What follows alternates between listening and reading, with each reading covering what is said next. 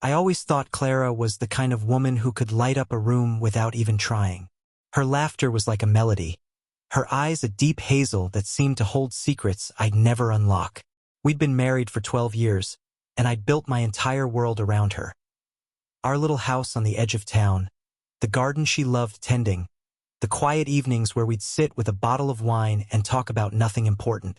I'm James, by the way, a mechanic with rough hands and a steady heart, or so I thought. I never imagined I'd be the kind of man to doubt her. Not until that Thursday in March, when the air felt heavier than usual. It started with a phone call I wasn't meant to hear. I come home early, my shift cut short because of a busted delivery truck at the shop. The house was quiet, save for her voice drifting from the kitchen. She was on the phone, her tone low and playful, not the way she ever spoke to me anymore. "You're ridiculous," she said, giggling in a way that made my stomach twist. I stood in the hallway, keys still in my hand, listening as she murmured, "Tomorrow then, I'll figure it out." When she hung up, I stepped into the kitchen like nothing was wrong, and she smiled at me. Bright, innocent, perfect. But that giggle stuck with me, a splinter under my skin. The next day, she said she was going to visit her sister, Ellen, who lived 2 hours away. It wasn't unusual. She'd done it before, but something about the way she packed her bag, too carefully, too slowly, made me pause. I didn't say anything, just kissed her goodbye and watched her drive off in our old blue sedan. That night I couldn't sleep. The bed felt too big, the silence too loud. Around midnight, I called Ellen, just to check in. "Clara?" she said, confused. "She's not here, James. I haven't seen her in weeks." The phone nearly slipped from my hand. My wife, my Clara, had lied to me. I spent the rest of the night pacing, replaying every moment of the last few months. The late-night texts she'd brush off as work, the way she'd started wearing perfume again, the distant look in her eyes when we'd sit together. By morning, I was a wreck, but I wasn't ready to confront her. Not yet. I needed proof, something solid to hold on to before I let myself believe the worst. So I waited, pretending everything was fine when she came home the next day, her hair slightly mussed and her smile a little too wide. "How's Ellen?" I asked, casual as anything. "Good," she said, not missing a beat. "She says hi." And that was when I knew I wasn't just imagining it. Something was wrong. The days after that phone call blurred into a haze of suspicion and self-doubt. I'd look at Clara across the breakfast table, her hands wrapped around a mug of coffee, and wonder who she really was. I'd always trusted her implicitly, the way you trust the sun to rise or the ground to hold you up. But now, every glance, every word felt like a puzzle piece I couldn't fit together. I decided to dig deeper, not because I wanted to, but because I had to. If I was wrong, I'd laugh at myself later. If I was right, well, I didn't let myself think too far ahead. I started small. Her phone was the obvious place to look, but she kept it close, like it was an extension of her body. One night, while she was in the shower, I slipped into the bedroom and found it on the nightstand, screen dark. My hands shook as I picked it up. I knew her password, our anniversary, 0912, and the screen lit up with a soft glow. I scrolled through her messages, my heart pounding so loud I thought she'd hear it over the water. Most were mundane. Texts to Ellen, her boss, a friend from yoga. But then I saw it, a name I didn't recognize. T. No last name, no picture. The messages were short, cryptic. "Can't wait to see you. Last night was unforgettable. Same place tomorrow?" My throat tightened. I put the phone back just as the shower shut off, my mind racing.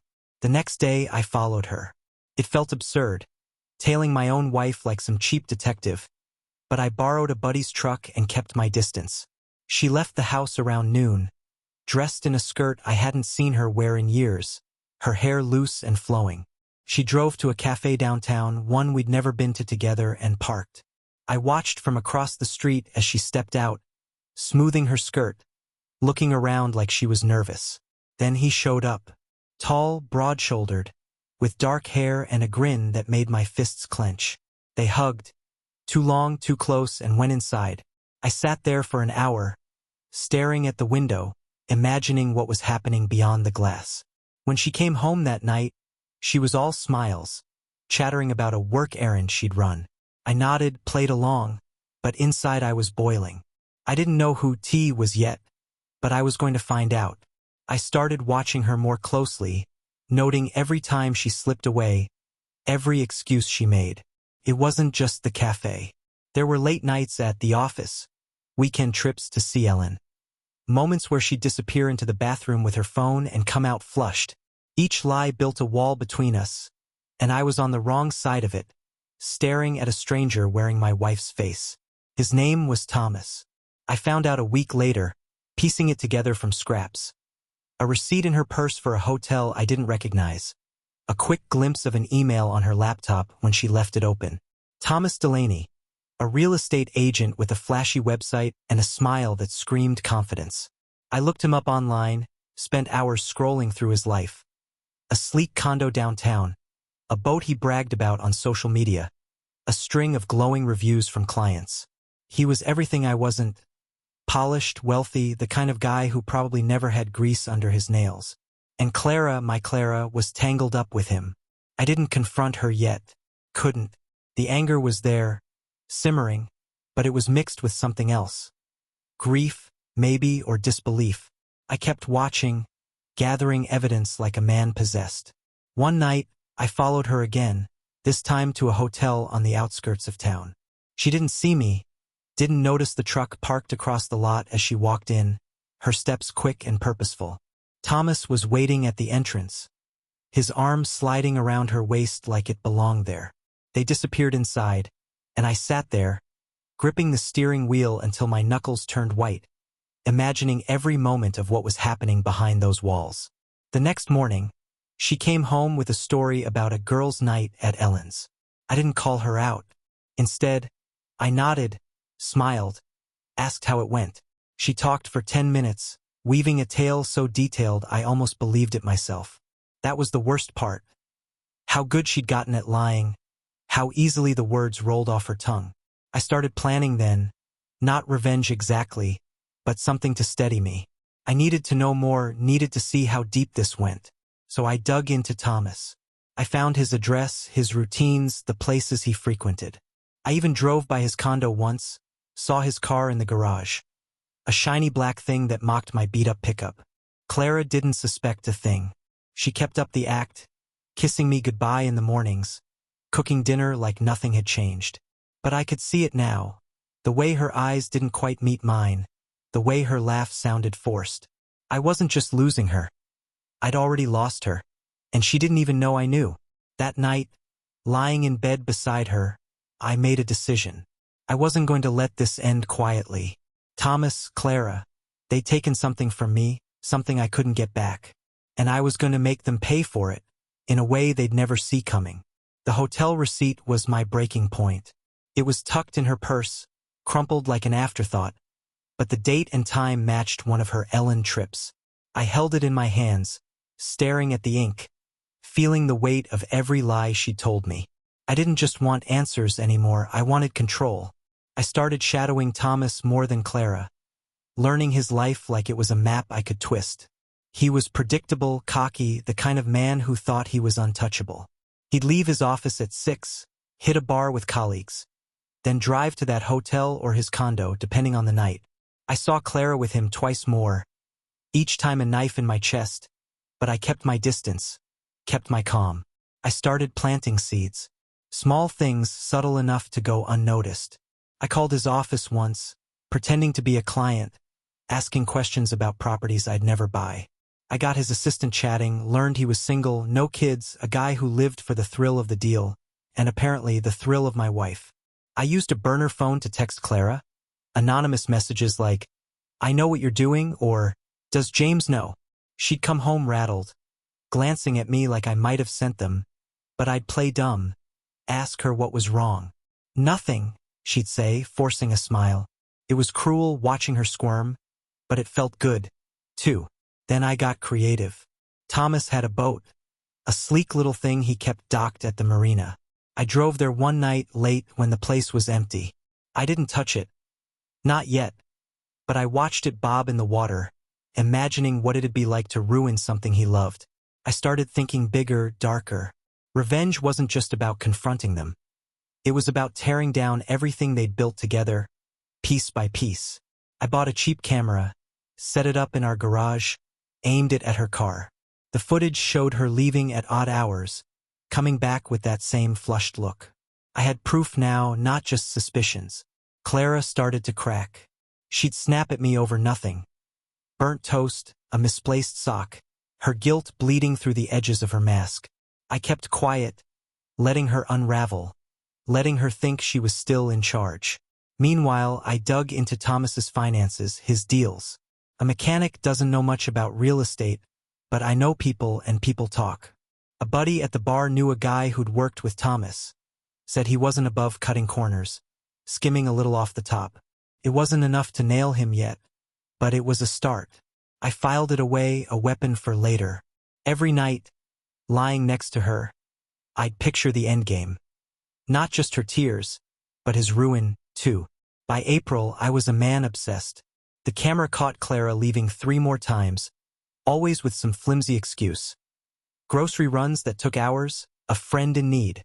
I'd watch the footage after she'd gone to bed, her breathing soft beside me, while I stared at the screen, memorizing every detail. I followed her once more, saw her slip into Thomas's condo, the curtains drawn tight. I didn't need to see inside to know what was happening. The betrayal wasn't abstract anymore.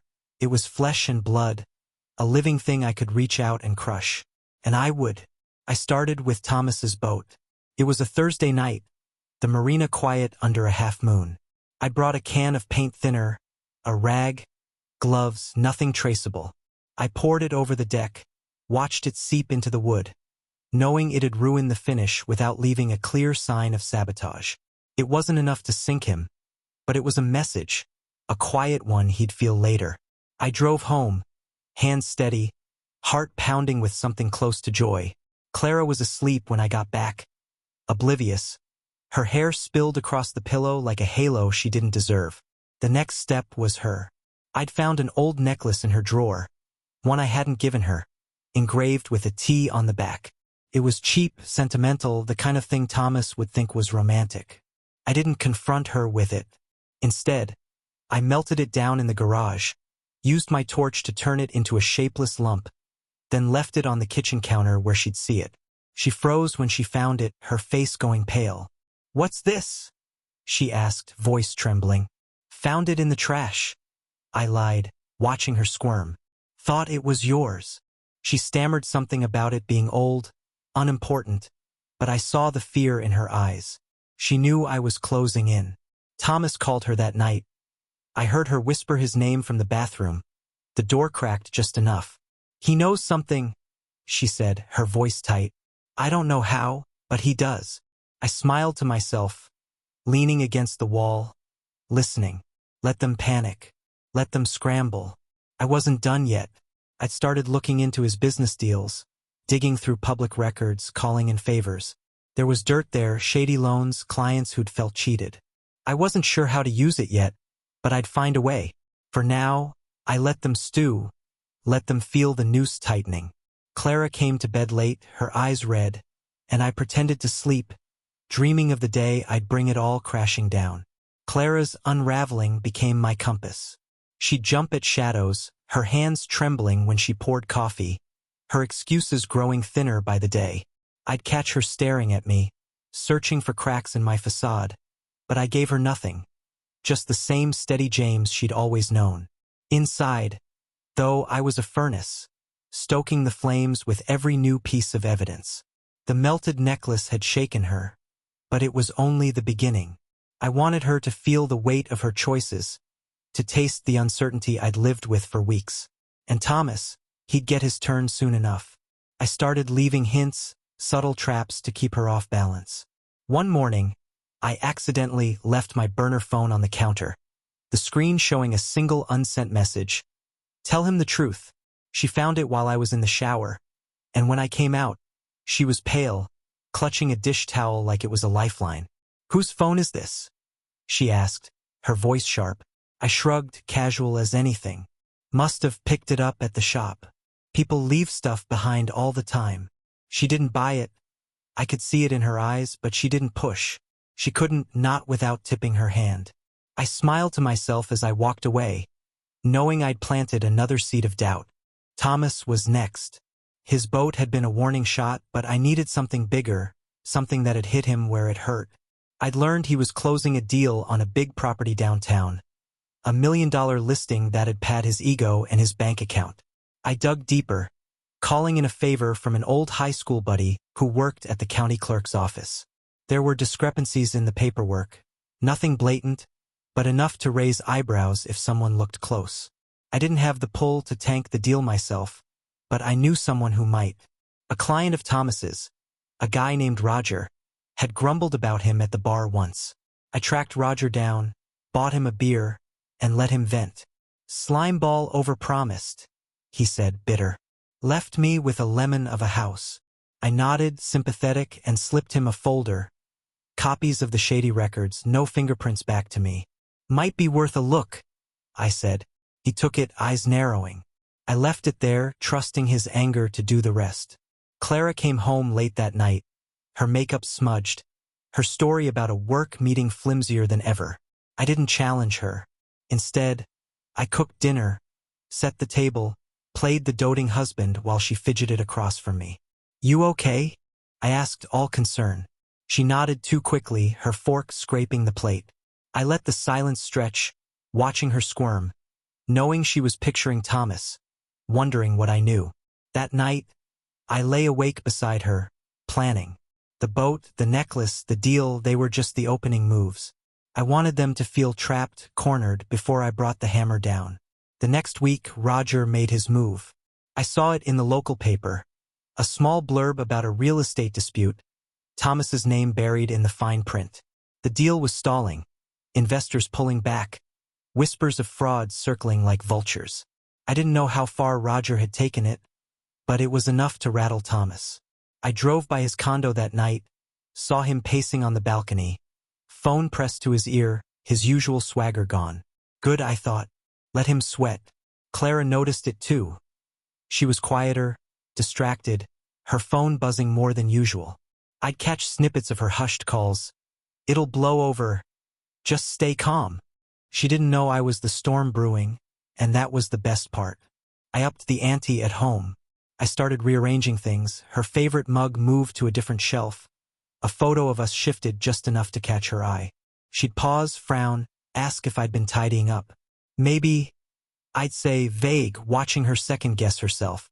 One night, I left the garage camera footage playing on my laptop, just the timestamp visible, and stepped out for a beer run. When I got back, she was in the kitchen, staring at nothing, her hands clenched. "You see something interesting?" I asked casual. She flinched, mumbled about work stress, but I knew she'd glimpsed the truth. She was drowning in paranoia now, and I was the one holding her under. Thomas's boat came back into play. I'd heard through the grapevine he'd noticed the damage, blamed vandals, filed a claim. I went back to the marina, this time with a pocket knife and a plan. Under cover of dark, I sliced into the fuel line. Just enough to leak, not enough to be obvious. It'd ruin his next trip, maybe strand him out on the water. A slow bleed he couldn't pin on anyone. I wiped my prints, slipped away, and slept better than I had in months. The next day, Clara got a call. Thomas, I assumed, her face crumpling as she listened. She hung up, told me she had to run an errand, and left. I didn't follow. I didn't need to. The pieces were moving on their own now. At home, I started leaving voicemails for myself from the burner phone, loud enough for her to overhear when she walked in. "James, you need to know what's happening." She'd freeze, eyes darting to me, but I'd act oblivious, humming as I fixed a sandwich. Her guilt was a living thing now, clawing at her from the inside. I fed it, nurtured it, until it was all she could see when she looked at me. Thomas's world was cracking, and hers was next. I just had to wait for the right moment to strike. By mid-April, the cracks were showing everywhere. Thomas's deal was dead. Roger had gone public, filed a complaint with the state board, and the fallout was brutal. Online reviews tanked, Clients bailed, and I heard he'd lost the boat to a repossession notice after the insurance denied his claim. I'd check his social media sometimes, watching the polished facade crumble, his posts growing sparse, desperate.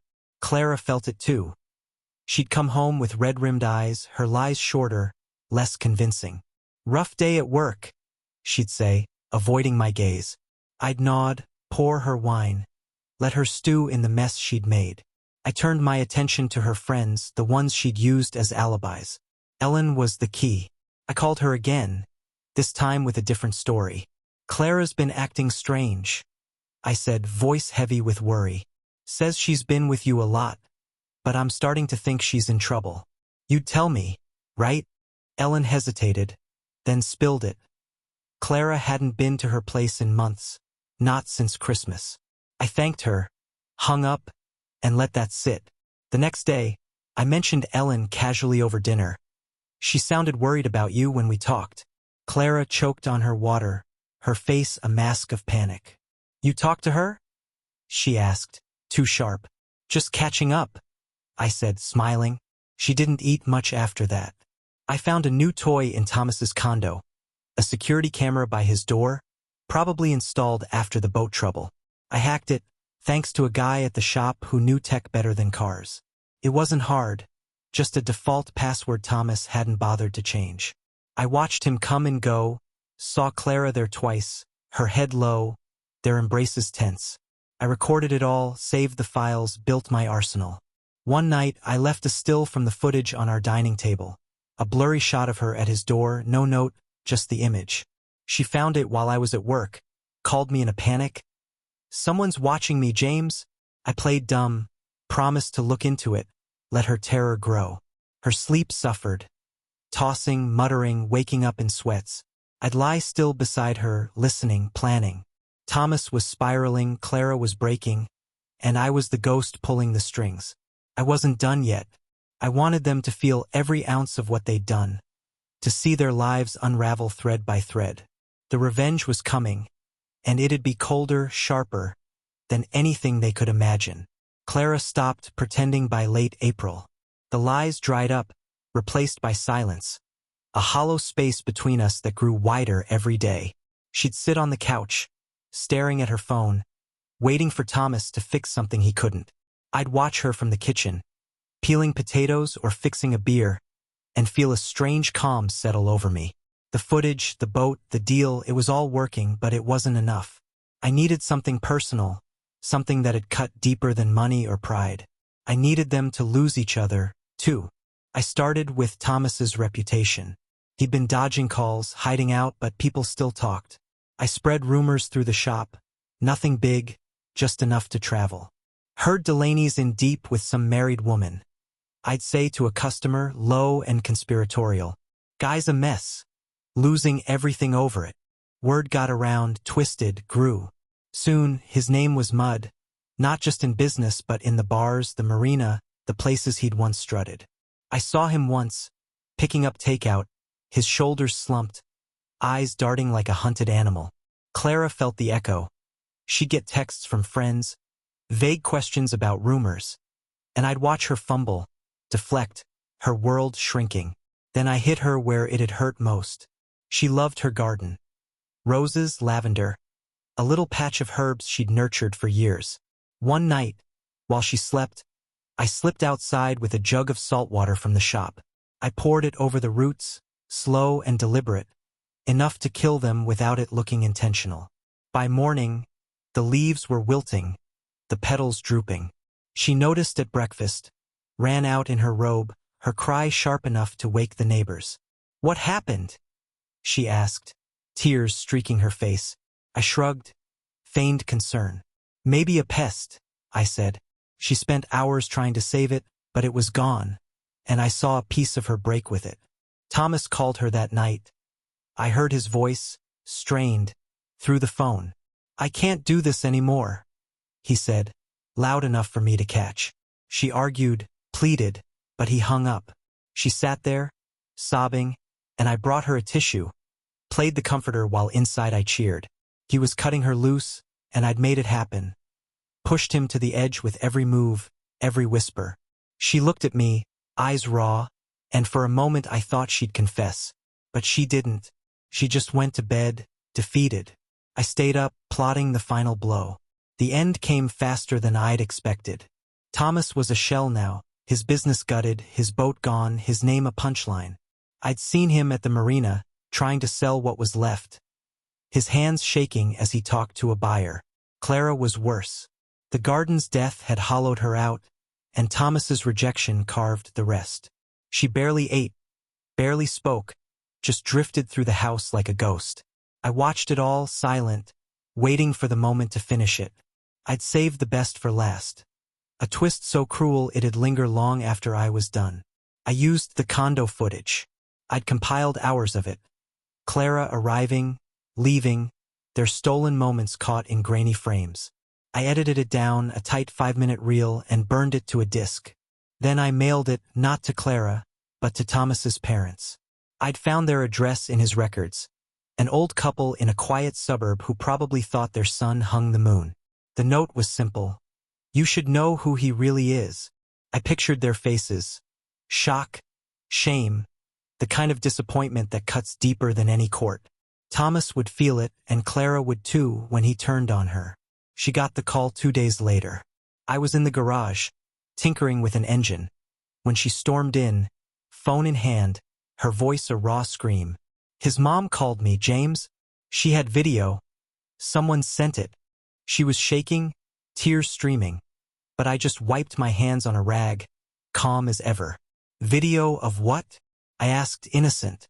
She couldn't answer, just collapsed into a chair, sobbing. Thomas had exploded at her, blamed her, cut her off for good.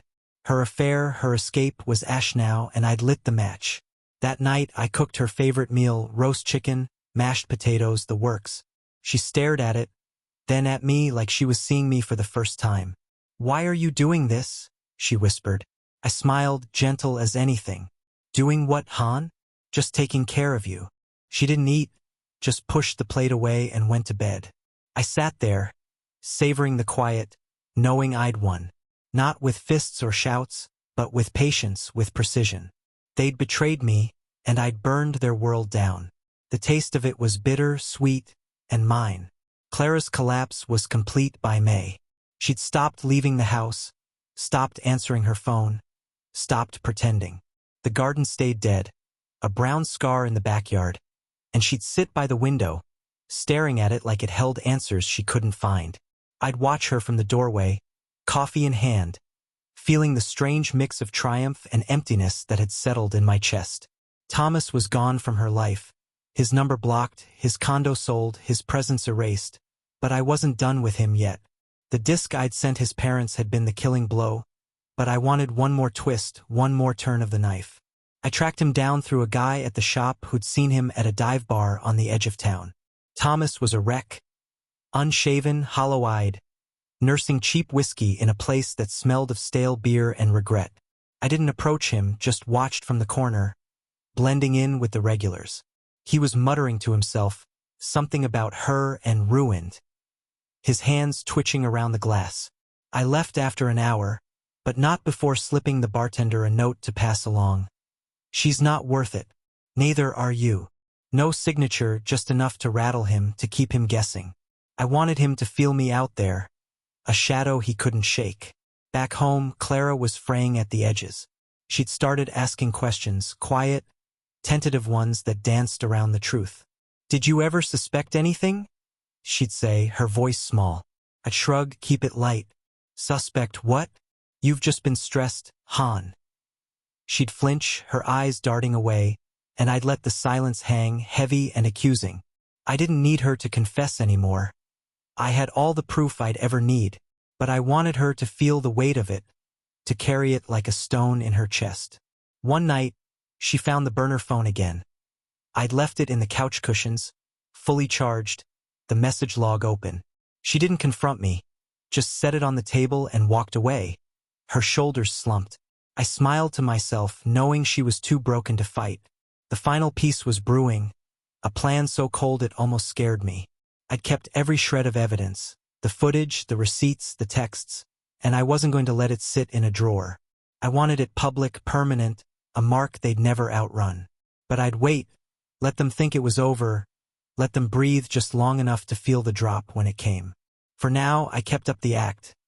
Cooking dinner, fixing the truck, being the husband she'd thrown away. It was torture for her, and that was the point. Thomas hit bottom a week later. I heard it through the grapevine. His car repossessed, his credit shot, an eviction notice taped to his old condo door. He'd moved into a cheap motel, the kind with flickering neon and stained carpets. A far cry from the life he'd flaunted.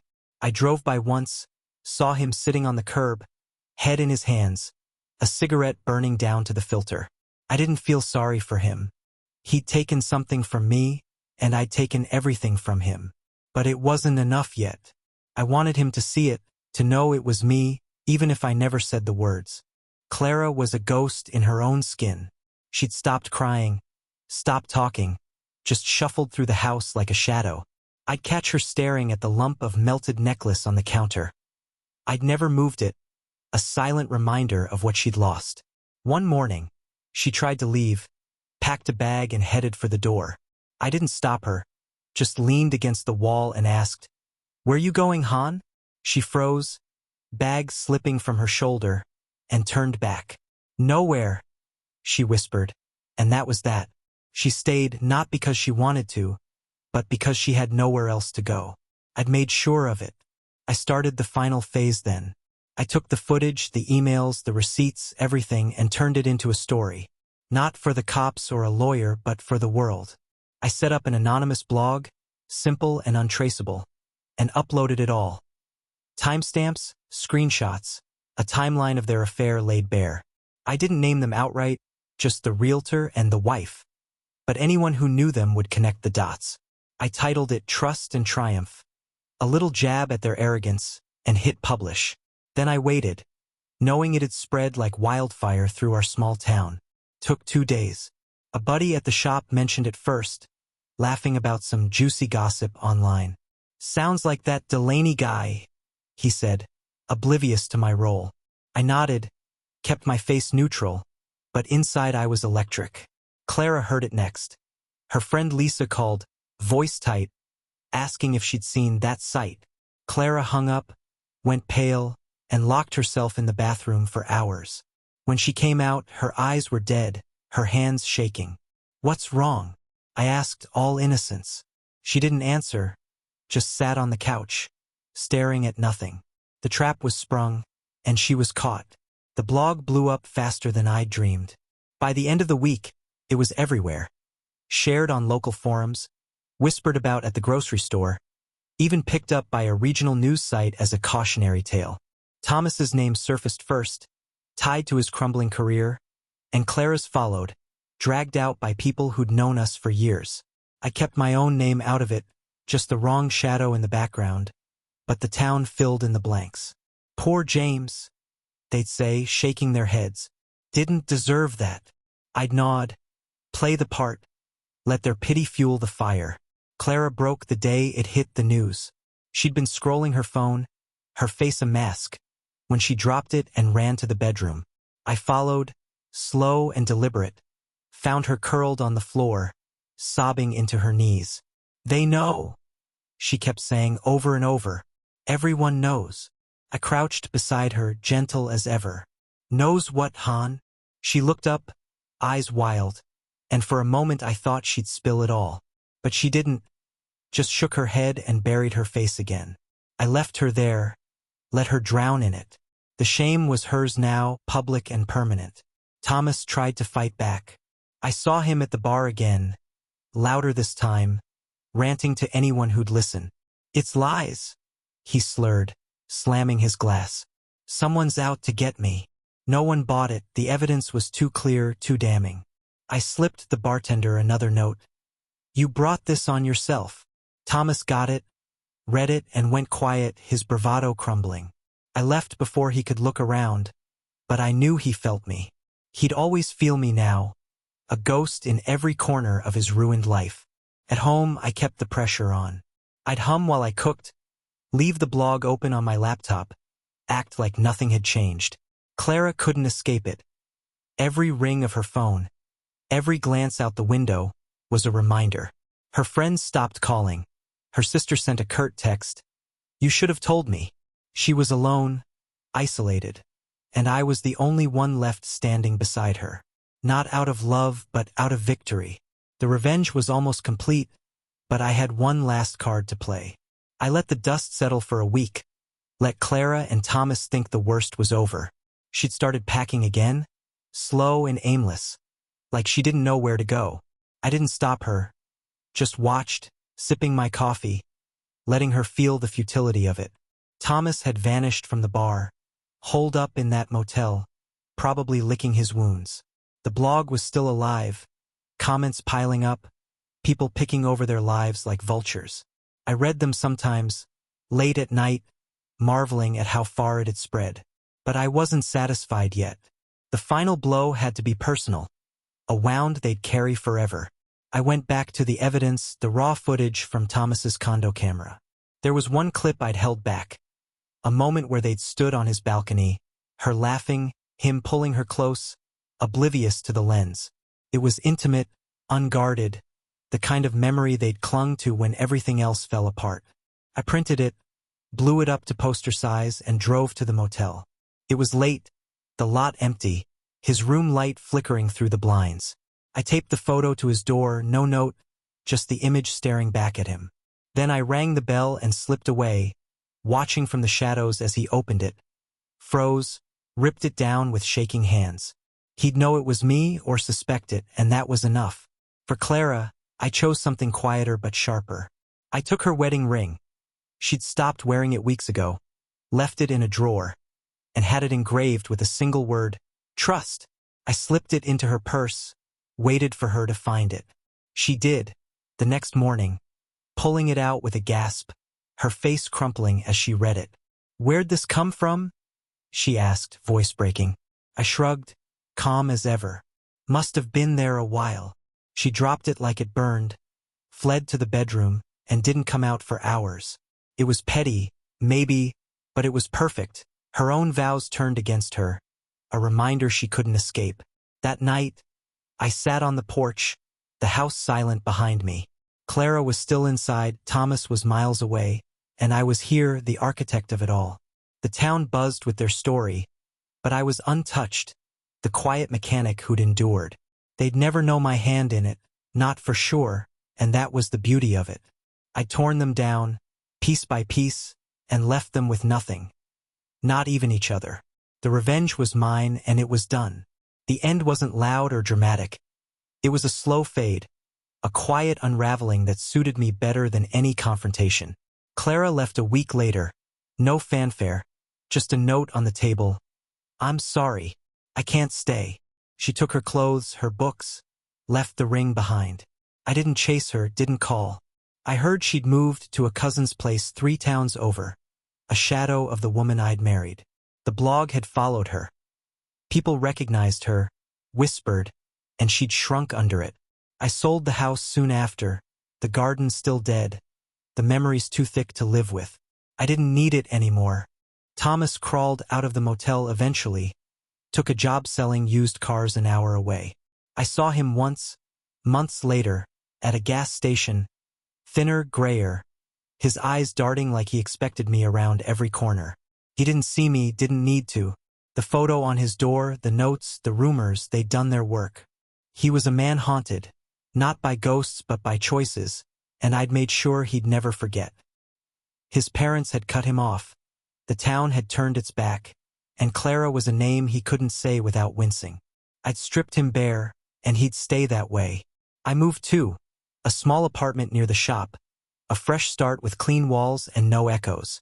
People still talked about it sometimes, brought it up over beers or oil changes, but I just nod, say, "Yeah, tough times," and leave it there. They saw me as the survivor, the good guy, and I let them. The truth was mine alone. Every move, every cut, a masterpiece of patience and pain. I'd lost Clara long before she left, but I'd gained something else. Control, closure, a quiet power that settled in my bones. Sometimes I drive by the old places, the marina, the cafe, the hotel, and feel it again, that bittersweet taste of victory. Clara and Thomas had taken my trust, my life, and I'd taken theirs back, tenfold. Not with noise or fury, but with whispers, with shadows, with a cruelty so precise it felt like art. I'd rebuilt myself from the ashes they'd left, and they'd never know how. That was the revenge, the real one, not just their ruin but my rise. And it was enough.